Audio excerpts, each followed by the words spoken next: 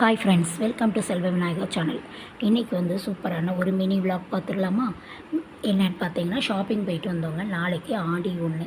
So அதுக்கு தேவையான பொருட்கள்லாம் வாங்கிட்டு வந்தோம். அதை தான் பார்க்க போகிறோம். இது பார்த்திங்கன்னா, இந்த வெண்கடுகு அதெல்லாம் போட்டு புதுசாக ஒரு சூடன் அப்படின்னு சொல்லி கொடுத்துருந்தாங்க. திஷ்டி சூடன், நார்மலாக ஒயிட் சூடன் இல்லாமல் அந்த மாதிரி கொடுத்துருந்தாங்க. இது நம்மளுக்கு கரெக்ஷன் பண்ணுறதுக்காண்டி ரெட் ரீஃபில் பிங்க் கலரில் வாங்கியிருந்தேன். ரெட் இல்லாமல் கொஞ்சம் பிங்க்காக இருந்தால் சூப்பராக இருக்குமே, ஸ்டார்லாம் ஸ்டூடெண்ட்ஸ்க்கு போட்டு விடுறதுக்கு ரொம்ப நல்லாயிருக்குங்கனால அது வாங்கியிருந்தேன்.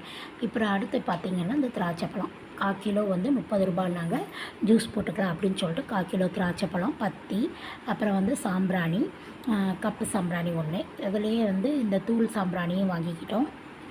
கப்பு சாம்பிராணிக்குள்ளே சென்டரில் போட்டுக்கலாம் அப்படின்னு சொல்லிட்டு அதுவும் வாங்கியாச்சு.